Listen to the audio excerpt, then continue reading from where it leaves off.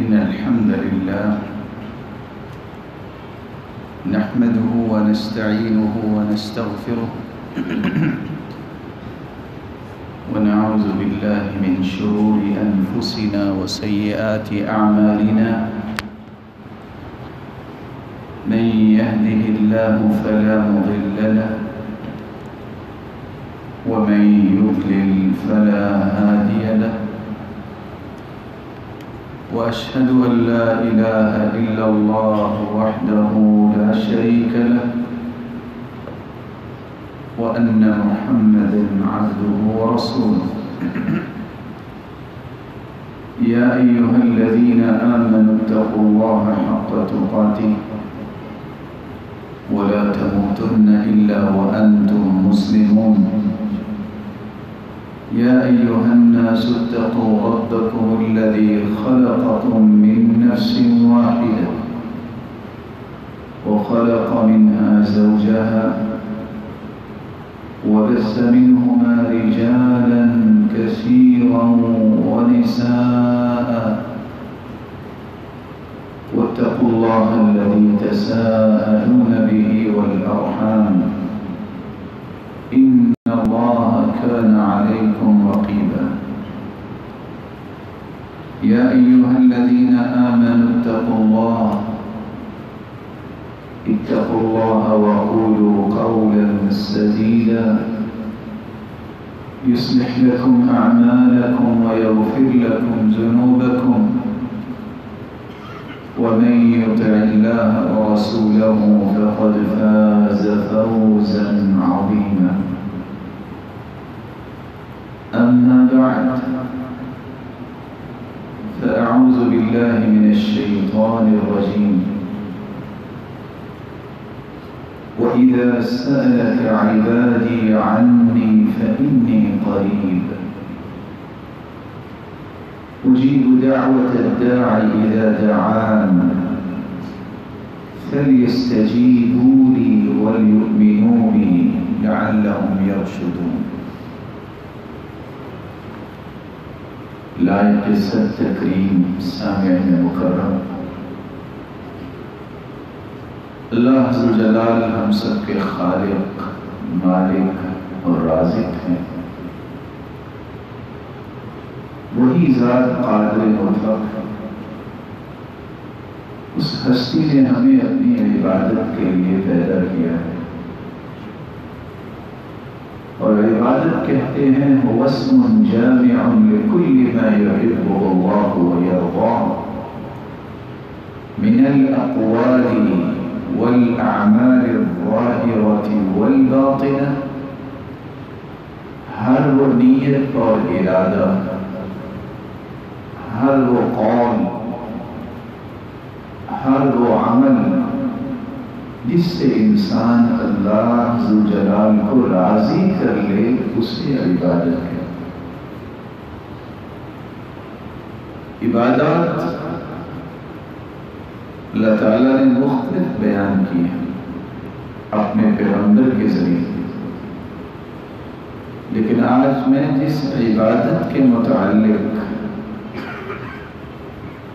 گفتگو کرنا چاہتا ہوں یہ وہ عظیم عبادت ہے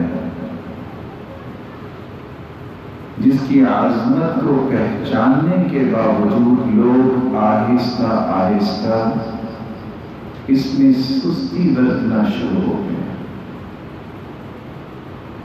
نماز عبادت ہے تو اس کے اوقات متعین ہیں، روزہ عبادت ہے تو اس کے بھی اوقات متعین ہیں، زکوٰۃ عبادت ہے تو اس کا بھی اصول اور ضابطہ ہے، ما حال علیہ الحول، سال کے بعد۔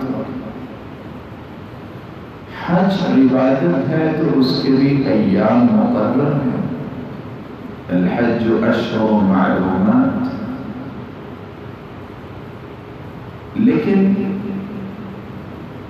ان عبادات میں سے ایک عبادت ایسی ہے جو آپ 24 گھنٹے کسی وقت بھی یہ عبادت بجا لا سکتے ہیں، اور وہ عبادت ہے دعا۔ دنیا کے اندر سارے رشتہ داروں، تعلق داروں اور پہچان والوں کے دروازے جہاں بند ہو جائیں، اللہ کی رحمت کا دروازہ پھر بھی کھلا ہوتا ہے۔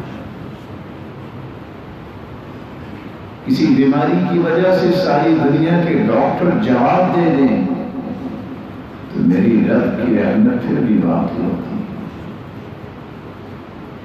جہاں ساری دنیا یہ کہہ دے کہ یہ نہیں ہو سکتا، یہ دنیا کے اپنے تخمینے اور اپنے اندازے اور لمیٹڈ سوچ کا نتیجہ ہوتا ہے یہ گفتگو کہ نہیں ہو سکتا، وہاں اللہ عز جلال کی رحمت کے دروازے کھلے، ہر نہ ہونے والا اللہ کے ہاں ہونے والا ہو۔ بینگ اے مسلم، ایک مسلمان کو یہ سمجھنا چاہیے دعا کس کو کہتے ہیں، دعا کی قسمیں کون سی، اس کی عظمت کیا ہے، اور دعا اس کو مانگنا کیسے چاہیے اور کس وقت مانگنا چاہیے، کہ جب یہ شورٹی دی گئی ہے کہ اس وقت کی دعا کو رد نہیں کیا جاتا، اور کون سے خوش نصیب ہیں کہ جن کی دعاؤں کو اللہ رد ہی نہیں کرتا، اور کون سے بد نصیب ہیں وہ ہاتھ بھی اٹھاتے ہیں تو ان ہاتھوں کی لاج نہیں رکھی جاتی۔ تو آئیے سب سے پہلے دعا کس کو کہتے ہیں؟ قرآن مجید کی ورق گردانی سے پتہ چلتا ہے دعا اس کا معنی پکارنا بھی ہے، اس کا معنی سوال کرنا بھی ہے، اس کا معنی مدد طلب کرنا بھی ہے، اس کا معنی حمد و ثنا بیان کرنا بھی ہے، اور اس کا معنی بات کرنا بھی ہے۔ انسان جب پکار لگاتا ہے اور اس پکار کو سوال بنا کے اپنے رب کے سامنے مدد طلب کرنے کے لیے پیش کرتا ہے، اور جب پیش کرتا ہے تو اس مالک کی پھر تعریفیں بھی کرتا ہے، جو ہی تعریفات کا سلسلہ شروع ہوتا ہے اسی وقت اللہ کی عبادت کے اس دائرے میں وہ آ چکا ہوتا ہے۔ یہ اللہ عز و جلال کو پھر بہت ہی پیارا لگتا ہے۔ اس لیے رسول اللہ صلی اللہ علیہ وسلم نے فرمایا الدعاء هو العبادہ، دعا تو سراسر عبادت ہے۔ بلکہ آپ صلی اللہ علیہ وآلہ وسلم نے تو اتنی بڑی بات کہہ دی، فرمایا لیس شیء اکرم علی اللہ من الدعاء، اللہ عز جلال کے نزدیک دعا سے بڑھ کے عزت والی کوئی چیز نہیں ہے۔ جہاں دعا عزت والی ہے، دعا کرنے والا بھی اللہ کی ہاں عزت والا ہے۔ کیسے اللہ عز جلال کے ہاں عزت والا بنتا ہے؟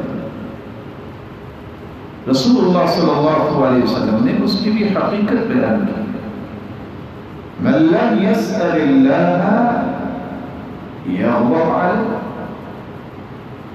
جو اللہ سے مانگتا نہیں، دعا نہیں کرتا، اللہ اس سے ناراض ہوتا ہے، اور جو اللہ کی طرف ہاتھ پھیلائے رکھتا ہے اللہ عز و جلال اسے اپنا پیارا بنا دیتا ہے۔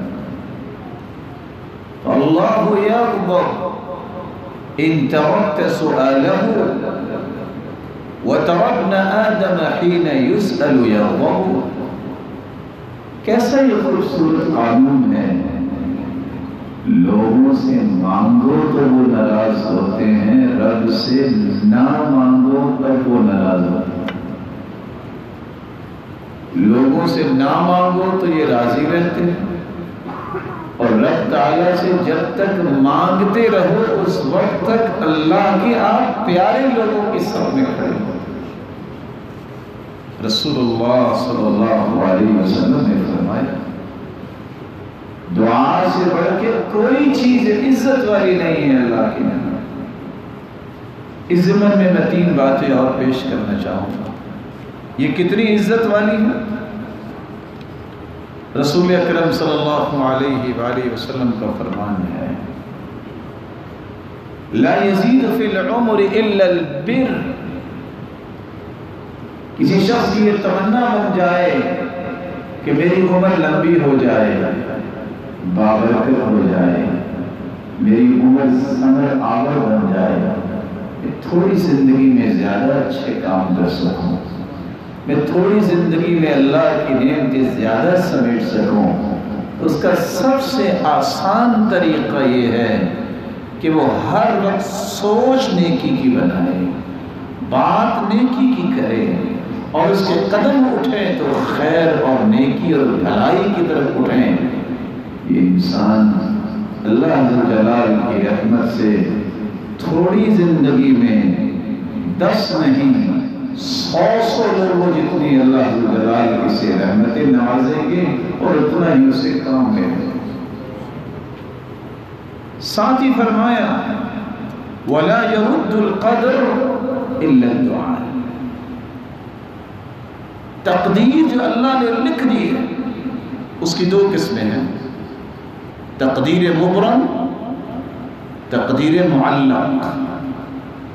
تقدیر مبرم اس کو کہتے ہیں یہ اللہ کا اٹل فیصلہ ہے،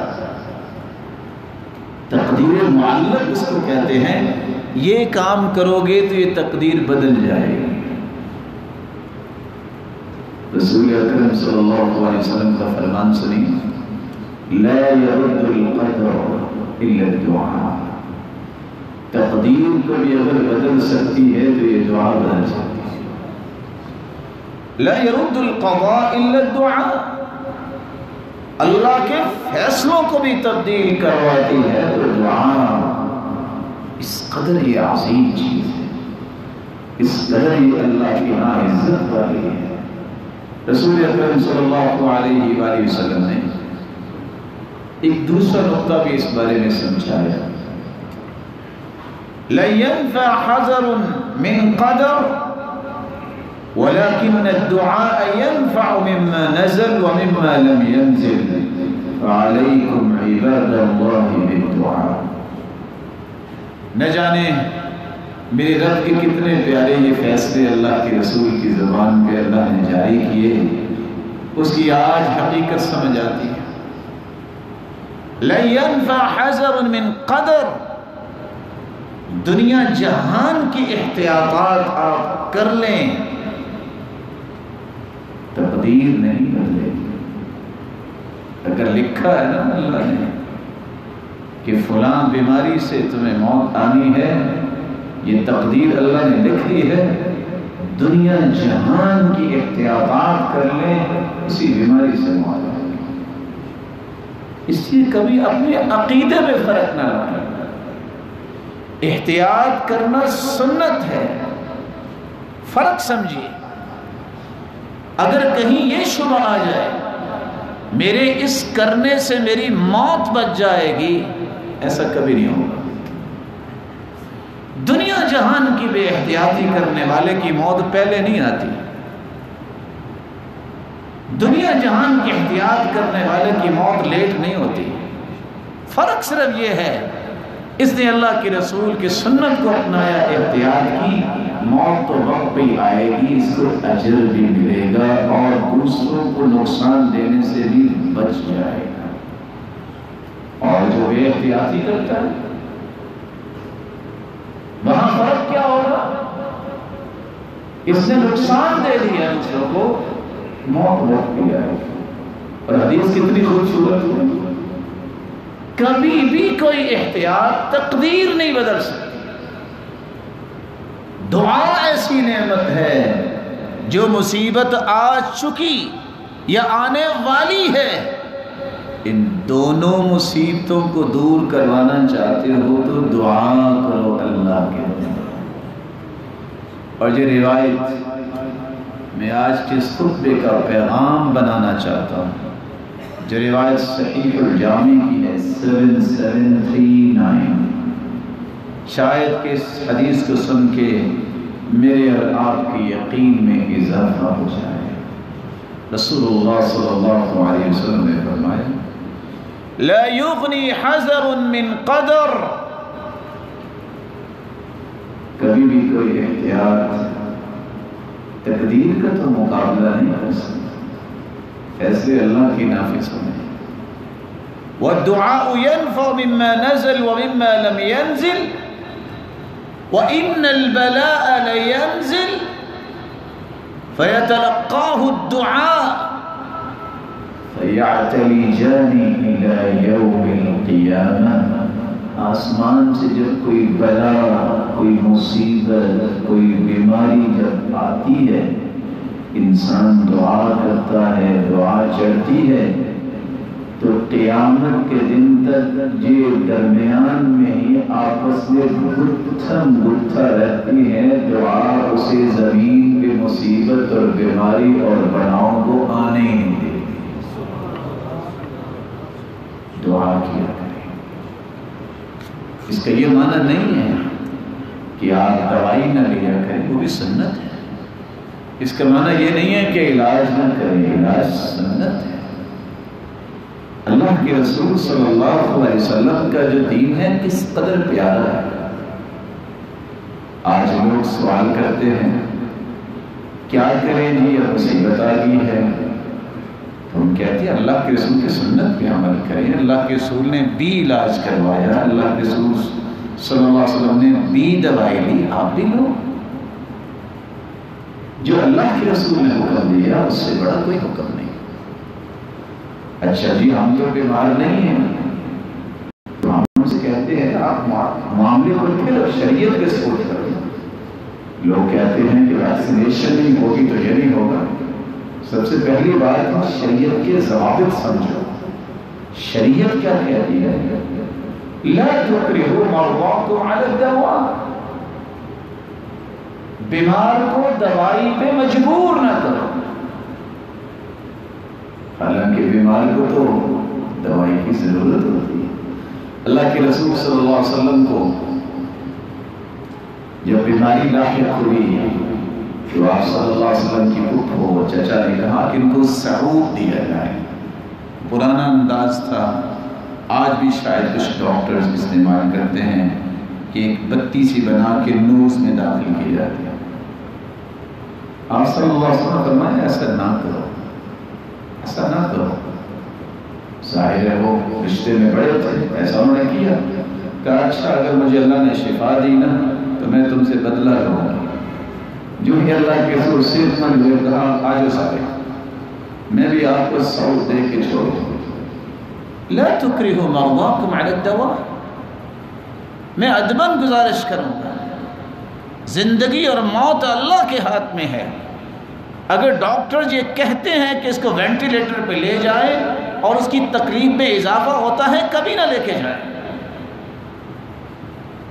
مریض کو راحت دینا گفتگو کے ساتھ، کسی دوائی کے ساتھ، یہ تو ٹھیک ہے، لیکن مریض کو مزید تکلیف میں کر دینا یہ زیادتی ہے، یہ نہیں کرنا چاہیے۔ رسول اکرم صلی اللہ علیہ وسلم نے منع فرمایا کہ آپ اس طرح زور زبردستی نہ کرو کہ پہلے سے زیادہ تکلیف میں ہو۔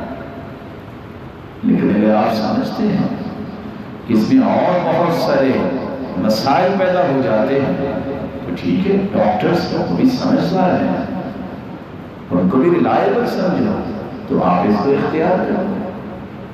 شرعی تقاضے الگ ہے، ان کو کبھی نہ بھولو۔ آپ سمجھتے ہیں کہ سروائیو کرنا بڑا مشکل ہے، تو آپ کے پاس گنجائش ہے، ڈاکٹر کہہ رہے ہیں لگوا لو، کوئی اجوا کھجوریں استعمال کر لو ساتھ، اگر سمجھتے ہو کہ اس میں زہر ہے یا جس طرح ہے، ان کا دین ان کے ساتھ ہے، کوئی ایسا نہیں کرے۔ آپ سمجھتے ہیں کہ مسائل بن جائیں گے، تو مسائل کو حل کرنے کے لیے پوری شریعت نے حل کیا ہے۔ من اکل 7 تمرات، جو 7 کھجوریں صبح کھا لیتا ہے، اللہ ذو الجلال کی رحمت سے نہ اسے جادو اثر کرتا ہے، نہ کوئی فرمایا تھا سوائے موت کے حبۃ السودا، یہ تمام بیماریوں کا علاج ہے، آرام سے اس کا کعبہ بنا کے پی لے۔ لیکن میں پھر کہوں گا کہ اللہ ذوالجلال پہ یقین نہ توڑیے گا، اس دعائی پہ یقین نہیں، اس رب کی رحمت پہ یقین ہوگا تو پھر بات بنے گی، اور ساتھ دعا نہ چھوڑیے گا۔ اللہ مجھے اور آپ کو توفیق سے نوازے۔ رسول اللہ صلی اللہ علیہ وآلہ وسلم نے اس دعا کی عظمت کا ایک تیسرا نقطہ بھی بیان کیا۔ وہ کون سا خوبصورت نقطہ ہے؟ کچھ لوگ کہتے ہیں میری تو قبول ہی نہیں ہوتی۔ اللہ تعالیٰ ایسے لوگوں سے بچائے۔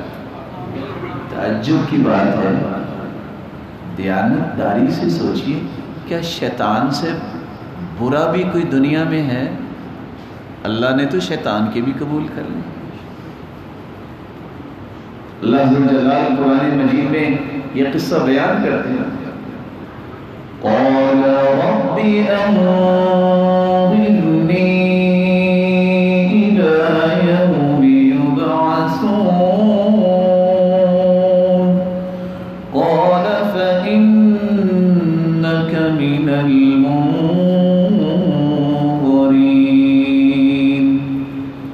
اللہ مجھے رحمت سے تو دھتکار دیا، قیامت تک مجھے مہلت دے دے۔ رب کو شیطان نے بھی کہا کہ مہلت دے دے، اللہ نے اس کی بھی قبول کر لی اور مہلت دے دی۔ کوئی شیطان سے برا دنیا میں ہے؟ اگر شیطان کی اللہ نے سن لی ہے تو اپنے مسلمان بندے جو اس کے سامنے جھکنے والا ہے اسے محروم کیسے کرے گا؟ سب سے پہلے یہ نقطہ قریت کے اپنے ذہن سے نکالیے کہ میری دعا نہیں اللہ سنتا، یہ بدگمانی ہے اللہ کے بارے میں۔ اور میری بات کو یاد رکھیے گا میرے محترم بھائی اور بزرگوں، بدگمان اور بد زبان کبھی زندگی میں چین نہیں لیتا اور نہ کبھی اس کو خوشیاں میسر آئی۔ اس لیے بد زبانی سے بھی بچا کرو اور بدگمانی سے بھی بچا کرو، اور خصوصاً اللہ کے بارے میں بدگمانی۔ میری اور آپ کی زندگی کی ہر خاص کا ملبہ و ملجا و ماوا تو وہ ذات ہے، اس سے بھی بدگمانی ہے تو پھر خوشگمانی کس کے ساتھ ہوگی؟ اپنے رب سے بدگمان مانو، یقین کیجیے۔ رسول اللہ صلی اللہ علیہ وسلم نے فرمایا ما من مسلم يدعو الله بدعوة ليس فيها إثم ولا قطيعة رحم إلا أعطاه الله بها إحدى ثلاث، إما أن يعجل له دعوته وإما أن يدخرها له في الآخرة وإما أن يصرف عنه من السوء مثلها۔ کوئی بھی مسلمان دعا کرتا ہے اس کی دعا کے تین نتیجے نکلتے ہیں، یا تو اللہ فوراً قبول کر لیتے، یا اللہ اس دعا کو ذخیرہ کر لیتے ہیں، قیامت کا دن ہوگا پہاڑ کی شکل میں نام اعمال میں نیکیاں آئے گی، بندہ پوچھے گا اللہ یہ کیا، فرمائیں گے اللہ ذوالجلال میرے بندے تیری دعا کو نیکیوں کا پہاڑ بنا کے تیرے نام اعمال میں شامل کر دیا۔ یا اللہ ذوالجلال آنے والی بلا کو ٹال دیتے۔ سچ بتائیے ان تینوں فیصلوں میں ہمارے لیے رحمت ہے کہ نہیں ہے؟ بلائیں بھی ٹل جاتی ہیں، فوراً اللہ ذوالجلال بھی سن لیتے ہیں اور ذخیرہ بھی کر لیتے ہیں۔ وَلَمْ أَكُنْ بِدُعَاءِ رَبِّ شَقِيًّا وَلَمْ أَكُنْ بِدُعَائِكَ رَبِّ شَقِيًّا۔ پیغمبروں جیسا ایمان بناؤ۔ پیغمبر کیا کہہ رہے ہیں؟ بال سفید ہو گئے ہیں، اللہ میں اکیلا ہوں مجھے اولاد دے دے۔ سفید بالوں بھی اللہ نے زکریا علیہ السلام اور ان کی بیوی بانج ہے۔ اللہ ذوالجلال نے جب یہ الفاظ سنے، اللہ میں کبھی بھی تیری دعا کی قبولیت سے میں محروم نہیں ہوا، جو میں دعا کرتا ہوں تو مجھے کبھی بھی محروم نہیں کرے گا۔ اللہ نے اس حالت میں بیٹا دے دیا۔ کوئی یقین تو باندھے نا، کوئی اللہ کا بن کے تو دیکھے. شکایتیں اور شکوے کرنے والوں کو کیا ملے گا؟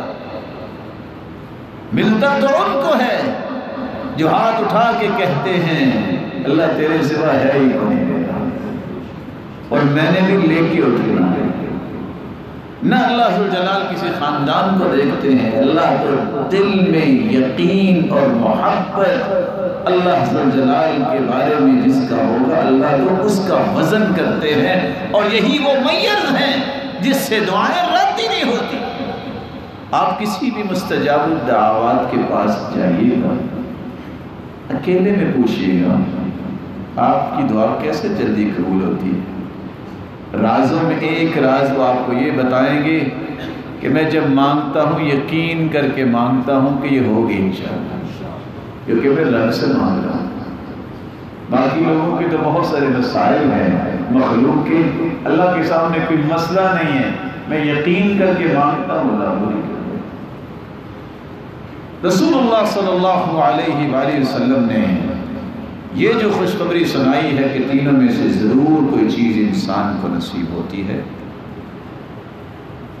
اس دعا میں شرط یہ ہے کہ گناہ کی دعا نہ ہو. آپ یہ نہ ہاتھ اٹھا کے کہیں یا اللہ مجھے قوت دے پھر میں دیکھوں گا اپنے رشتہ داروں کو.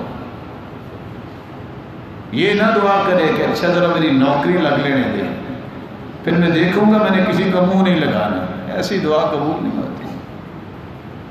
اللہ پاکیزہ ہے اور پاکیزہ کلمات کو پسند کرتے ہیں. ان اللہ طیب لا يقبل الا طیبا. اللہ پاک ہے اور پاکیزہ چیزوں کو پسند کرتے ہیں. آپ کو کیسے دعا کرنی ہے یہ بات بھی سمجھنا ضروری ہے. جب تک آپ کے اندر اخلاص نہیں ہوگا آپ کی دعا کا وزن نہیں رہے. اخلاص کا مطلب کیا ہے؟ دنیا کے تمام ان راستوں سے اپنے آپ کو کاٹ کے اللہ کے سامنے پیش کرنا. اللہ کوئی کچھ نہیں کر سکتا، اگر کر سکتا ہے کارساز ہے میرے مالک تو صرف تو ہی ہے. رسول اللہ صلی اللہ علیہ وسلم نے عبداللہ بن عباس کو یہی سبق دیا، احفظ اللہ یحفظک. بیٹے میں کچھ باتیں تمہیں سکھانے لگا ہوں تو ان کی حفاظت کر لینا، زندگی کے آخری سانس تک تیرا رب تیری حفاظت کرے. گنتی کی 4 کلمات سکھائے. بیٹا پہلی بات یہ ہے اذا سألت فاسأل اللہ. بیٹا پہلی بات یہ ہے جب بھی تیری پکار، تیری ندا، تیرے ہاتھ اٹھے، تیری نظریں اٹھیں، جب بھی تو مانگے تو کس سے مانگے؟ اپنے رب سے مانگے. وَإِذَا اسْتَعَنْتَ فَاسْتَعِنْ بِاللَّهِ. بیٹا اگر مدد کی ضرورت ہو تو یاد رکھنا ایک ایسی ہستی ہے جس کی مدد آ جائے تو دنیا کی کسی مدد کی ضرورت نہیں ہوتی. وہ ہستی تیرا رب ہے. جب بھی مدد طلب کرنا اس سے طلب کرنا. تیسری بات وَعْلَمْ لو أن الأمة اجتمعت على أن ينفعوك بشيء لم ينفعوك إلا بشيء قد كتبه الله لك. تیسرا سبق بیٹے میں تمہیں دے رہا ہوں، ساری دنیا اکٹھی ہو جائے اور یہ طے کرے کہ تمہیں نفع ملنا چاہیے، جب تک تیرے رب کا فیصلہ نہیں ہوگا ساری دنیا مل کے بھی تیرا فائدہ نہیں کر سکتی. بیٹا چوتھی بات بھی یاد رکھنا وَلَوْ أَنَّهُمْ اجْتَمَعُوا عَلَىٰ أَن يَضُرُّوكَ بِشَيْءٍ إِلَّا بِشَيْءٍ قَدْ كَتَبَهُ اللَّهُ عَلَيْكَ. خوف اللہ کا ذمہ ہے. ساری دنیا اگر اکٹھی ہو جائے کہ تمہیں نقصان دینا ہے، میرے بیٹے یاد رکھنا یہ ساری دنیا تمہیں نقصان مل کے بھی نہیں دے سکتی جب تک تیرے رب کا فیصلہ نہیں ہو. یہ وہ منہج تھا، یہ وہ عقائد تھے جو بچوں کو بھی اللہ کے رسول سکھایا کرتے تھے. یہ عبداللہ ابن عباس 12 سالہ بچے کو یہ نصیحتیں کی جا رہی ہیں. اور آج یہ نصیحتیں 52 سال اور 62 سال کے نوجوان کو بھی اور منجے ہوئے انسان کو بھی یاد نہیں رہتی۔ اللہ کا فیصلہ جب تک نہیں ہوگا اس وقت تک کچھ نہیں ہو سکتا۔ جب یہ یقین بن جائے، جتنا مضبوط یقین ہوتا جائے گا اتنی رحمتیں جو ہے وہ بے پناہ برستی نظر آئیں گی۔ اللہ یہ ایمان ہمیں نصیب فرمائے۔ دوسری بات، اخلاص کے بعد جلد بازی نہ کیا کریں۔ انسان کی عادت ہے، وہ چاہتا ہے ادھر میری زبان حرکت میں آئے، ادھر پورا ہو جائے۔ نہیں، ہر جگہ کے کچھ آداب ہوتے ہیں۔ زندگی کے معاملات میں جلد بازی کر لیتے ہو، اللہ کے معاملے میں کہ اللہ پہ یقین توڑنے میں جلد بازی نہ کیا۔ رسول اکرم صلی اللہ علیہ وسلم نے فرمایا لا يزال يستجاب للعبد ما لم يدع بإثم او قطيعة رحم ما لم يستعجل۔ بندے کی دعا اللہ قبول کرتے رہتے ہیں، جب وہ جلد بازی کرتا ہے تو پھر دعا نہیں قبول ہوتی۔ اللہ کے رسول جلد بازی سے کیا مراد ہے؟ فرمایا یقول دعوت وقد دعوت فلم ارى يستجب لي۔ جلد بازی کا یہ معنی ہے کہ بندہ کہتا ہے دعا تو کی تھی پر قبول نہیں ہوئی، پھر میں نے دعا کی تھی پھر قبول نہیں ہوئی، فَيَتَحَسَّرُ عِنْدَ ذَلِكَ وَيَدَعُ الدُّعَاء۔ صحیح مسلم کی روایت ہے، جب ایک دو مرتبہ دعا کرتا ہے قبول نیت اسے نظر نہیں آتی تو اللہ کے لب میں قبول ہو چکی ہوگی، تو یہ حسرت کرتا ہے اور دعا کرنا ہی چھوڑ دیتا ہے۔ یہ سمجھ لو جو ایسا کرتا ہے وہ محروم ہو گیا۔ جلد بازی نہ کی۔ یہاں پی ایچ ڈی کرنے والے بھی ایسا کر گزرتے ہیں۔ ہم سے تو پھر وہی زیادہ پڑھا لکھا ہوا جس نے کچھ نہیں پڑھا ہوتا، جس کو لوگ پروفیشنل بیگر شمار کرتے ہیں، انہوں نے کیسے کیسے قانون بنا رکھے۔ کہنے والا کہتا ہے کہ آپ کی کامیابی کا راز کیا؟ کہتے جی ہمیں تو استاد نے 4 باتیں سمجھائی ہیں، کچھ نہیں پڑھا۔ پہلی بات، ہر ایک سے مانگو، ہر چیز مانگو، ہر وقت مانگو اور لیے بغیر ٹلو نہیں۔ یہ اصول کون پیش کر رہا ہے؟ بکاری۔ یہی وجہ ہے کہ جو مال ان کے پاس اکٹھا ہوتا ہے وہ کسی تنخواہ دار کے پاس نہیں۔ سمجھدار تو وہی نکلا۔ اللہ سے مانگنا، ملنا اور نہ ملنا ایک الگ خوبصورت پہلو ہے۔ تیرا اللہ سے مانگنا ہی تجھے اللہ کا پیارا بنا دیتا ہے۔ تیرا اللہ سے مانگنا ہی تیرے درجے کو بلند کر دیتا ہے۔ تیرا اللہ سے مانگنا ہی اس کے تقرب حاصل کرنے والوں کی سب میں شامل ہو جانا ہے۔ اس سے اور تمہیں کیا چیز چاہیے؟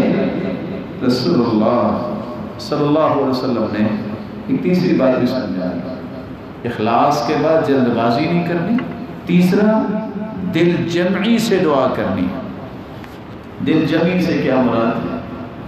یہ دعا کا کوئی طریقہ نہیں کہ ہاتھ اٹھے ہیں اور دیکھ رہے ہیں کہ مسجد میں پنکھے کتنے لگے ہیں، ہاتھ اٹھے اور دائیں بائیں دیکھ رہے ہیں اور دعا میں کہہ رہے ہیں تو یار برتن ادھر رکھ دو۔ تو دعا کا طریقہ کبھی کسی جسٹس کے سامنے بھی ایسے گفتگو کر کے دیکھے گا، کبھی کسی اور بڑے آفیسر کے سامنے بھی ایسے تصرفات کر کے دیکھو، وہ کمرے سے باہر بھی نکالے گا۔ تم اللہ سے ہم کلام ہو گئے ہو، تمہیں سب کچھ چھوڑ دینا چاہیے، دل کو حاضر کر کے دعا کیجیے، اس پرکیف طریقے سے دعا کیجیے۔ میں اپنے رب سے مانگنے لگا، ادعوا اللہ وانتم موقنون بالاجابہ، دعا کرو اس یقین کے ساتھ ادھر دعا مکمل ہوگی، میرے رب کی رحمت کی برکھا برس رہا ہے۔ جتنا یقین کمی ہوگا اتنا اللہ جلال زیادہ عطا کرے گا۔ یہ چوتھی بات بھی اللہ کے رسول نے سمجھائی، دعا کی قبولیت کے شکوے شکایتیں کرنے والوں کو یہ بات بھی بڑی توجہ رکھنی چاہیے، مجھے بھی اور آپ کو۔ دعا اللہ اس زبان سے نکلی ہوئی فوراً قبول کرتے ہیں جس زبان نے حرام کے چٹخارے نہ کیے ہوئے، حلال روزی، حلال مال، حلال لقمہ، یہ آپ کو دل قبول کروانے کا سب سے آسان راستہ ہے۔ رسول اللہ صلی اللہ علیہ وآلہ وسلم نے صحابہ کرام کو ایک بات سمجھائی۔ آپ نے فرمایا ان اللہ طیب لا يقبل الا طیبا۔ آپ تشریف رکھیے، یہ میں درست کر لیتا ہوں۔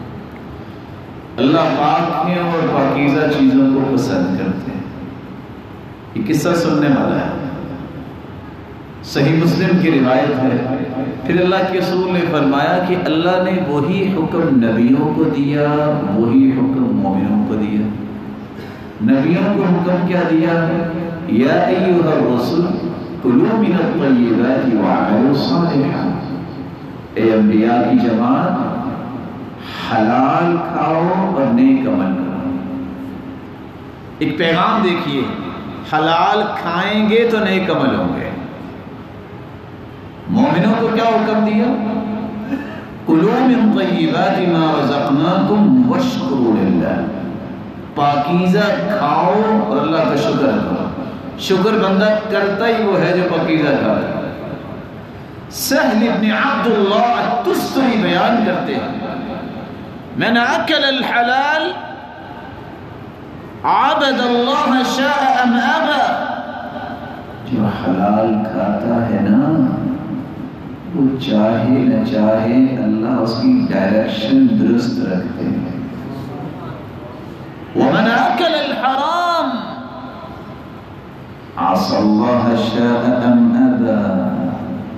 جو حرام کھاتا ہے وہ چاہے نہ چاہے ہمیشہ ڈی ٹریک رہتا ہے۔ یہ راز ہے، یہی راز اللہ کے رسول نے سعد رضی اللہ تعالی عنہ کو سمجھایا تھا۔ کہا یا رسول اللہ ادعو اللہ، دعا کر دیجئے ناکون مستجاب الدعوات، میں مستجاب الدعوات بن جاؤں، دعا فرما دیجئے۔ آپ نے دعا تو نہ کی، دوا بتا دی۔ دعا تو ہوتی تو اکیلے ساتھ کے لیے ہوتی، دوا بتا دی قیامت تک آنے والا کوئی بھی ساتھ بن سکتا۔ دعا کیا کی تھی؟ کیا دوا بتائی؟ سجیسٹ کیا کیا؟ اطب مطعمک تکن مستجاب الدعوات۔ اپنے کھانے کو پاکیزہ اور حلال کر لو، جو بولو گے پوری ہو جائے، جو بولو گے پوری ہو جائے۔ رسول اللہ صلی اللہ علیہ وسلم نے پھر قصہ بیان کیا۔ ایک شخص لمبا سفر کرتا ہے، میرے ساتھ رہیے گا، لمبا سفر کرتا ہے۔ اللہ کے رسول نے فرمایا دعوت المسافر لا ترد، مسافر کی دعا رد نہیں ہوتی۔ ایک فیز حل ہو گیا۔ اشعث اغبر، اس لمبے سفر میں بال بکھرے ہوئے ہیں، پراگندہ حال ہے، رکیے۔ رب اشعث اغبر مدفوع بالباب لو اقسم على اللہ لأبرہ۔ کتنے سادہ انسان اگر اللہ پہ قسم ڈال دے، ان کے بال بکھرے ہوئے ہوتے ہیں، وہ اللہ پہ قسم ڈال دیں تو اللہ قسم پوری کر دیتا ہے۔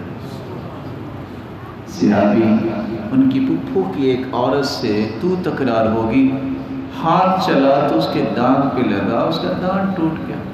انہوں نے کہا ہم نے قصاص لینا ہے۔ قرآن بھی نازل ہو چکا تھا، وَالسِّنَّ بِالسِّنِّ وَالْجُرُوحَ قِصَاص، دانت کے بدلے تو دانت توڑا جائے۔ ان سے کہا کہ تم اس کی دیت لے لو، وہ بدلے پہ تھے۔ صحابی کو جب پتہ چلا کہتے ہیں اللہ کی قسم میری پھپھو کا دانت نہیں ٹوٹے گا۔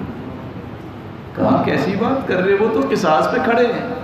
ادھر اس نے قسم اٹھائی اللہ کے پیارے پیغمبر کے پیارے صحابی نے، ادھر وہ چلے آ کے کہتے ہیں نہ دیت لینی ہے نہ قصاص لینا ہے، معاف کرنا ہے۔ اللہ کے رسول نے فرمایا رب اشعث اغبر مدفوع بالباب لو اقسم على الله لأبره اللہ کے پیارے بندے ایسے بھی ہیں جو اللہ پہ قسم ڈال دے اللہ قسم پوری کر دے. 2 فیز. پھر آپ نے فرمایا یمد یدیہ الی السماء. لمبا سفر ایک انسان کرتا ہے یعنی حج کے لیے نکلتا ہے, بال بھی بکھرے ہوئے ہیں, پھر ہاتھ اٹھاتا ہے آسمان کی طرف. تیسرا فیز حدیث کے الفاظ ہیں ان ربکم حیی کریم ستیر اذا رفع یدیہ الیہ ان یردہما صفرا غائبتین. بندہ گناہ خود کرتا ہے, ہاتھ یہ بلند کرتا ہے, حیا تمہارے رب کو آ رہی ہوتی ہے میں اپنے اس بندے کے ہاتھوں کو خالی واپس لوٹا دوں, نہیں میں اسے معاف کر کے واپس لے جاؤں. ہاتھ بھی اٹھائے یا رب یا رب, یہ الفاظ بھی کہتا ہے. چوتھا فیز حدیث کے الفاظ ہے ایک بندہ اچھا وضو کر لے, 2 رکعتیں پڑھ لے, ہاتھ اٹھا کے کہہ دے یا رب یا رب. اللہ پہلے فرشتوں سے کہتے ہیں دیکھ رہے ہو میرے بندے کو, علم عبدی ان له ربا یغفر الذنوب. آج اس کو پتہ چل گیا ہے کہ اس کا کوئی رب ہے جسے معاف کرنے والا. پھر اللہ اپنے بندے سے کہتے ہیں عبدی اعمل ما شئت فقد غفر لك. اب میرے بندے تو آ گیا, جاؤ خوشخبری لے جاؤ, تم نے جو کچھ بھی کیا میں نے تجھے معاف کر دیا.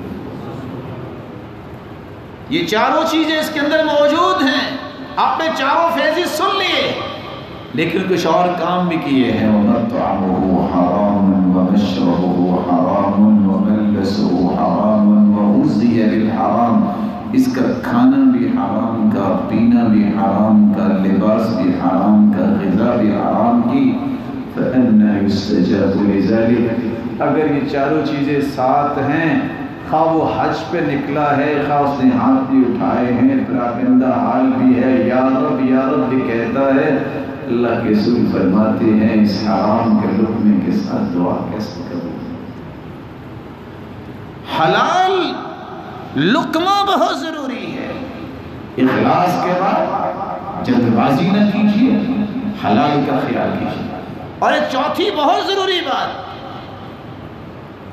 اللہ کے رسول کا فرمان ہے جو تم دعائیں کرتے ہو درود نہیں پڑھتے, وہ دعا تو آسمان تک پہنچتی نہیں. تمہیں آسمانوں تک دعا کو پہنچانے کے لیے سب سے پہلے اللہ ذو جلال کی تعریف کریں, پھر اللہ کے رسول صلی اللہ علیہ وسلم پر درود بھیجیں.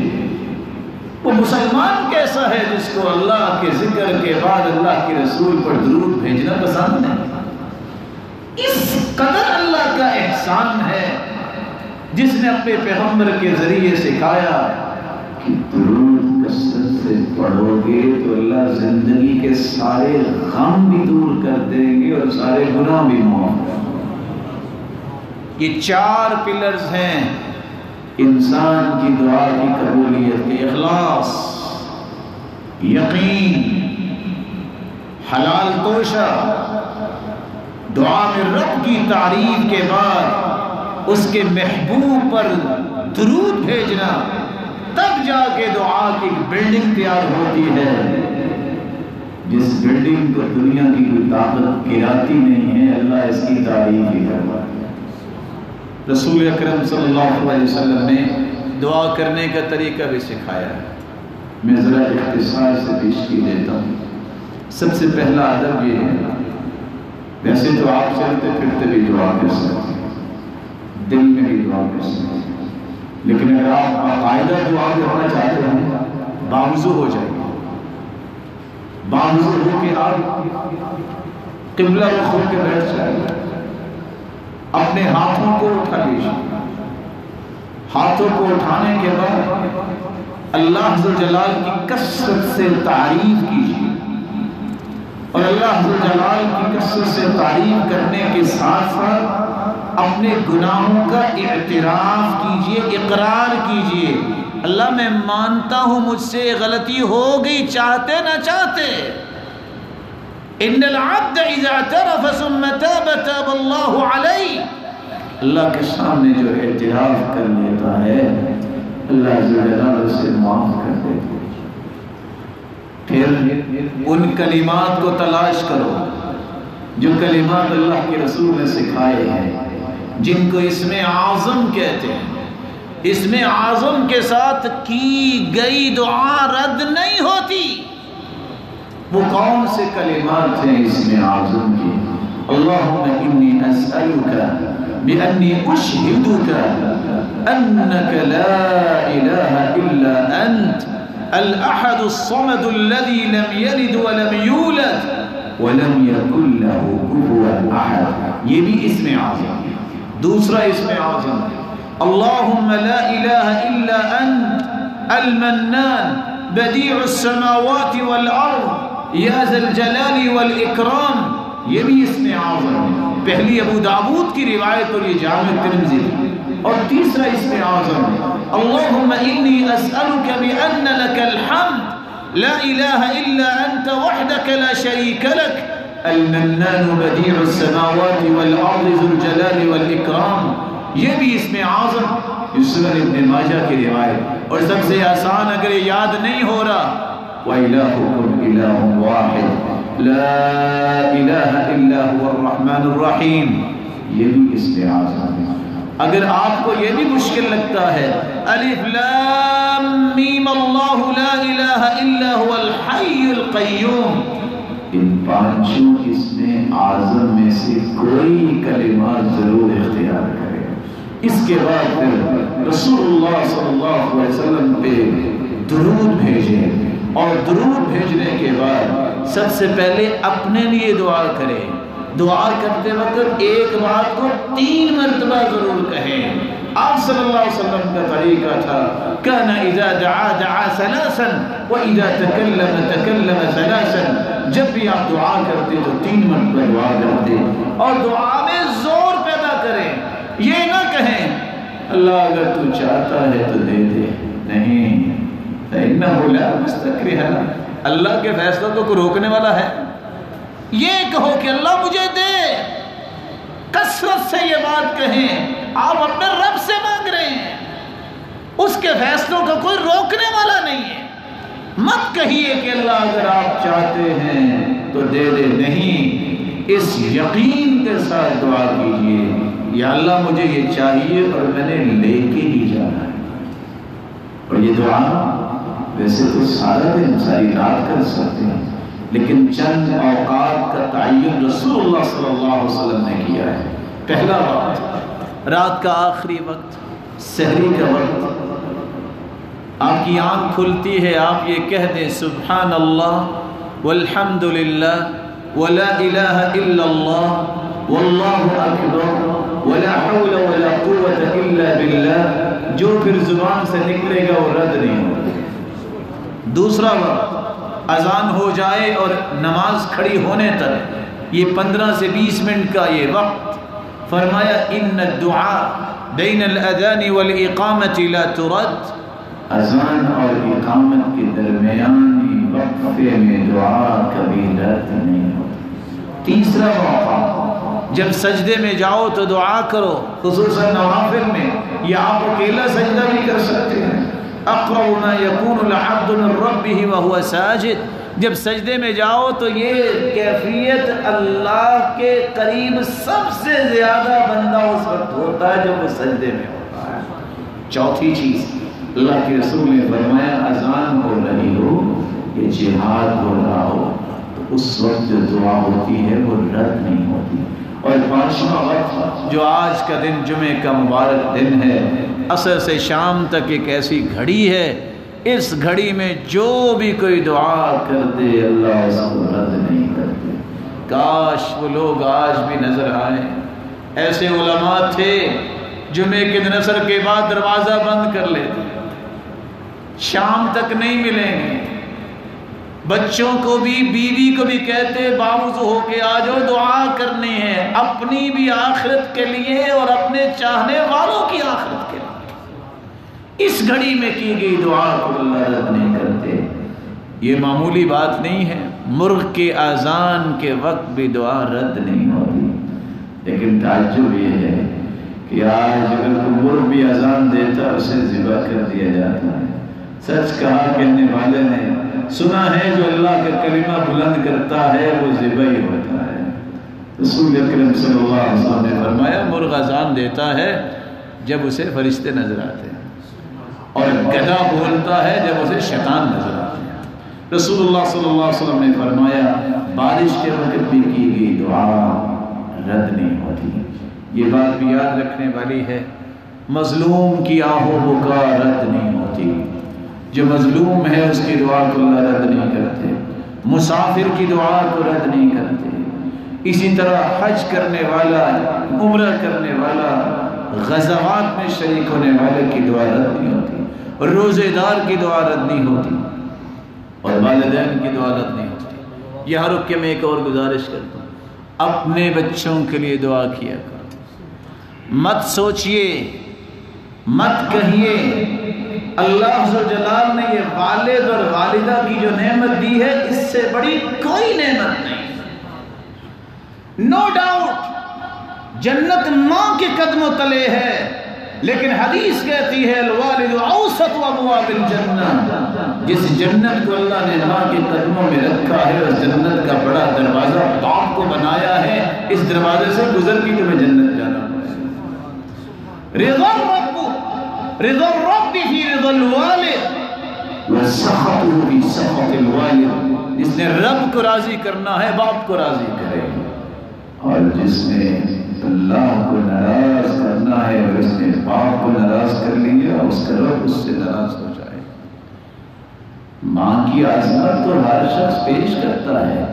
کیا اس کا مطلب یہ ہے کہ باپ کی عظمت کو نہیں اللہ کے رسول نے فیصلہ کر دیا ہے جنت ماں کے قدموں تلے ہے لیکن اس دروازے سے گزر کے وہاں جانا ہے. یہ بڑا جو دروازہ ہے جنت کا وہ اللہ کے رسول نے فرمایا وہ باپ ہے. اور آپ شریعت کے اس فیصلے پہ حیران ہوں گے. لا يقاد الوالد بولده. باپ بیٹے کو قتل کر دے قصاص نہیں لیا جاتا. کیوں؟ باپ بیٹے کو قتل نہیں کیا کرتا. یہ اولادیں ایسا کرتی ہیں کہ ہمیں وراثت مل جائے. والدین کی تو دنیا کی سب سے مہنگی متاع اس کی اولادیں ہوتی ہیں. وہ اپنی اولادوں کے ساتھ ایسا نہیں کرتے. آپ کثرت سے والدین کے لیے دعا کیا کریں اور نیک اولاد ہوتی وہ ہے جو اپنے والدین کو نہ زندگی میں دعاؤں میں بھولتے ہیں نہ موت کے بعد دعاؤں میں. او ولد صالح يدعو له. جو شخص اپنے ماں باپ کے دعا نہیں کرتا سمجھ لے وہ صالح اور نیک انسان نہیں ہے. نیک اور صالح انسان کہتے ہیں اس کو ہے جو والدین کے لیے دعائیں کرتا ہے. ایک دوسرے کے لیے بھی دعا کیا کرے. اللہ کے رسول کا فرمان ہے ما من مسلم يدعو بدعوى. انسان جب بھی دعا کرتا ہے دعوت المرء المسلم بظهر الغیب مستجابہ عند رأسه ملك موکل بی یقول آمین ولک بمثل. جب میں کسی کے لیے دعا کروں گا نا ایک فرشتہ اللہ مقرر کر دیتے ہیں جو میرے پاس آ جائے گا اور کہے گا یا اللہ اس کی دعا پہ میں آمین کہہ رہا ہوں قبول فرما رہے اور میں اس کے لیے کر رہا ہوں تو وہ بھی قبول فرما رہے. میں جب کسی مسلمان کے لیے کروں گا تو میرے لیے فرشتہ دعا کرے گا. اللہ ہمیں توفیق سے نوازے. وآخر دعوانا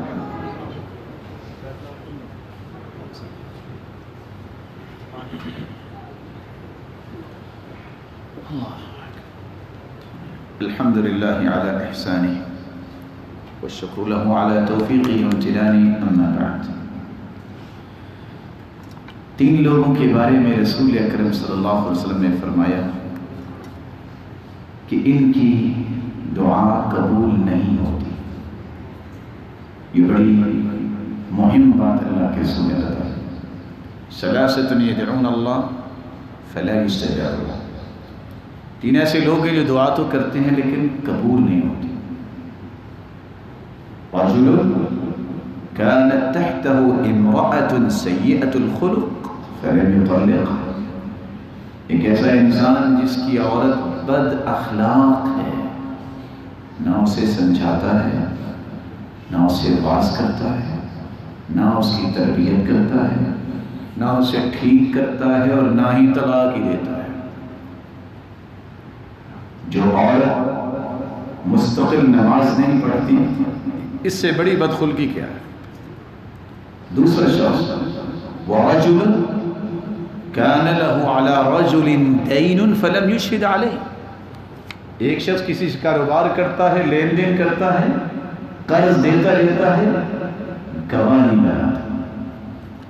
پھر سنیے، اللہ آپ سب کے کاروبار میں برکت فرمائے، میرا مالک اتنا عطا کرے، اتنا عطا کرے جو آپ کی سوچوں سے بھی زیادہ۔ اگر آپ کوئی کاروبار کرتے ہیں، تھرو پراپر چینل آپ ڈاکومنٹیشن تیار کرتے ہیں کہ آپ نے جرمن شپمنٹ بھجوانی ہے، نیکسٹ ڈے آپ کو کال آتی ہے کہ شپمنٹ ڈوب گئی ہے، اور شپمنٹ کیا تھی؟ $20 ملین کی تھی۔ میں ایک مثال دے رہا ہوں، آپ صرف اتنا کہہ دیں اِنَّا لِلَّهِ وَإِنَّا إِلَيْهِ رَاجِعُونَ، اللهم اجرنی فی مصیبتی واخلف لی خیرا منہا۔ یقین کر لیجئے، آپ نے گواہ بنایا، آپ نے گواہی کے ساتھ لکھا، تھرو پراپر چینل یہ کام کیا، یہ دو دعائیں تمہیں کیا دیں گی؟ اللہ کا وعدہ ہے أَبْدَلَهُ اللَّهُ خَيْرًا مِّنْهُ، اللہ ڈوبنے والی شپمنٹ سے بھی اچھا مال دنیا میں ہی دیں گے اور اجر قیامت کو دیں گے۔ تو اگر آپ لکھتے نہیں ہیں، آپ کسی کو گواہ نہیں بناتے، اسی طرح ایک اور آتی ہے، آپ جو بھی کہہ دیں گے مت کہیے گا کیسا ہو گیا، فلاں میرا پیسہ کھا گیا۔ دیانتداری سے اگر آپ کہنا چاہیں تو یہ کہنا کہ میں نے خوبصورتی سے اپنا مال لوٹا لیا اور میں نے موقع دیا لوٹنے والوں کو کہ وہ لوٹ جائیں، یہ آپ کا اپنا گناہ ہوگا۔ اس لیے شریعت کیا کہہ رہی ہے؟ جو ایسا کام نہیں کرتا وہ جو مرضی دعائیں کرتا رہے، اس کی دعائیں قبول نہیں ہوتی۔ اور تیسری بات، وَرَجُلٌ آتَى مَالَهُ سَفِيهًا، اللہ نے دانش دی ہے، عقل دی ہے، سمجھ دی ہے، تجربہ دیا ہے، کہتا ہے کہ میں اپنی بیوی کو کہتا ہوں کہ وہ کاروبار کرے، اپنے نابالغ بچے کو جس کو سمجھ نہیں ہے، چلو میں اس کو کہتا ہوں کاروبار چلائے، دعا اس کی بھی قبول نہیں ہوتی۔ الرجال قوامون علی النساء، ذمہ دار اللہ نے مردوں کو بنایا۔ اس کا یہ معنی نہیں ہے کہ اپنے بچوں کو سٹینڈ نہ کریں، پہلے سکھائیں، ان کو سمجھائیں، جب وہ اس قابل ہو جائیں پھر مال ان کے سپرد کریں۔ مال کو ضائع کرنا کوئی دانش نہیں ہے، حلال مال حلال طریقوں پہ خرچ ہونا چاہیے۔ رسول اکرم صلی اللہ علیہ وسلم نے ایک اور بات بھی سمجھائی، جو نیکی کا حکم نہیں کرتا، برائی سے منع نہیں کرتا، دعا اس کی بھی قبول نہیں ہوتی۔ لَتَأْمُرُنَّ بِالْمَعْرُوفِ وَلَتَنْهَوْنَ عَنِ الْمُنكَرِ أَوْ لَيُوشِكَنَّ اللَّهُ أَن يَبْعَثَ عَلَيْكُمْ عِقَابًا مِّنْهُ ثُمَّ لَتَدْعُنَّهُ فَلَا يُسْتَجَابُ لَكُمْ، تم نیکی کا حکم کیا کرو، برائی سے منع کیا کرو، تم نے دونوں کام چھوڑ دیے، ایسا عذاب آئے گا اللہ کی طرف سے، پھر تم دعائیں بھی کرو گے، تمہاری دعاؤں کو قبول نہیں کیا گا۔ رسول اللہ صلی اللہ علیہ وآلہ وسلم نے سچ فرمایا۔ اللہ ہمیں نیکی کا حکم کرنے اور برائی سے منع کرنے کی توفیق عطا فرمائے۔ آخری بات، دعا کی دو قسمیں ہیں، ایک ہے دعائے مسئلہ، کوئی چیز اللہ سے مانگنا، ایک ہے اللہ جلال کا ذکر کرنا، یہ بھی دعا ہے۔ مسلمان کے سامنے صرف ایک ہی اصول ہے، کام وہ قبول ہوگا جو محمد کریم نے کیا ہے صلی اللہ علیہ وسلم۔ لا يقبل القول الا بالعمل، کوئی قول اس وقت تک قابل قبول نہیں جب تک عمل نہیں۔ دعووں کی کون سی بات؟ ولا يقبل القول والعمل الا بالنية، کوئی بھی قول اور عمل اس وقت قابل قبول نہیں ہوتا جب تک نیت خالص نہ ہو۔ ولا يقبل القول والعمل والنية الا باتباع السنة، کوئی بھی قول، عمل اور نیت اللہ کے ہاں مقام حاصل نہیں کرتی جب تک وہ سنت کے مطابق نہ ہو۔ سید المرسلین نے نماز کے بعد بیٹھ کے ذکر کیا ہے، من قرأ آیت الکرسی دبر کل صلاۃ لم یمنعہ من دخول الجنت الا ان یموت۔ جو آیت الکرسی پڑھتا ہے اس کی اور جنت میں صرف موت کا پردہ حائل ہے، آنکھیں بند ہوگی، یہ جنتی مہمان ہوگا۔ من سبح اللہ 33 وحمد اللہ 33 وکبر اللہ 34 حطت عنہ خطایاہ وان كانت مثل زبد البحر۔ جو 33 مرتبہ سبحان اللہ، 33 مرتبہ الحمدللہ، 34 مرتبہ اللہ اکبر کہتا ہے، اللہ اس کی زندگی کے گناہ خواب و سمندر کی چار جتنے ہو تب بھی سارے معاف کر دیتے۔ نماز کے بعد بیٹھ کے ذکر کیا کرے، تسلی سے دعا کریں۔ یہ دعا نہیں ہے اللہم انت السلام و منک السلام وعلیک یرجع السلام وحینا ربنا بالسلام۔ اللہ کے ادب کو مت بھولیے۔ اللہ کے رسول نے بیٹھ کے ذکر کیا۔ نماز فرض ہونے کے بعد اللہ کے رسول نے کتنے سال مدینے میں گزارے، حدیثیں موجود ہیں۔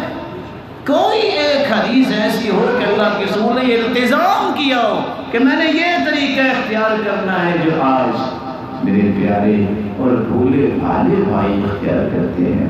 یہاں سنت کیا ہے؟ ذکر کرنا، اللہ اکبر، استغفر اللہ، استغفر اللہ، استغفر اللہ۔ كان اذا سلم استغفر ثلاثا، 3 مرتبہ استغفار کہتے پھر ذکر کرتے۔ دعا ایک ہوتا ہے مانگنا، اس کو کہتے ہیں دعائے مسئلہ، ایک ہوتا ہے ذکر کرنا، یہ بھی دعا ہے۔ اللہ کے ذکر میں مشغول ہونے والے کو اللہ اتنا دیتے ہیں جتنا دعا کرنے والے کو بھی نہیں دیتے۔ یہی وجہ امام ابن تیمیہ سے کوئی سلام لینا چاہتا نماز پڑھنے کے بعد تو کیا کرتے؟ اپنے منہ پہ ہاتھ رکھ لیتے، کہتے ھذا فطوری، یہ میرا ناشتہ ہے، میرا کھانا ہے، میں نے اگر ذکر نہ کیا تو میں زندہ کیسے رہوں گا؟ ذکر کرنے کے بعد باقی کام کروں گا۔ اللہ مجھے بھی اور آپ کو توفیق سے نوازے اور آپ کی ہر وہ دعا قبول فرمائے جو آپ نے خیر کی دعا مانگی ہے۔ اللہ جو یہ دعا نہیں مانگ سکے تو جانتا ہے وہ خیر و برکت ہے، اللہ ان سب کو نصیب فرما، ان کی آل اولاد کو دین پہ قائم رکھ، جس طرح تیرے گھر میں جمع ہے ان کو جنت الفردوس کرتے محبوب کے ساتھ جمع فرما اور اپنے دیدار کا مستحق بنا۔ وآخر دعوانا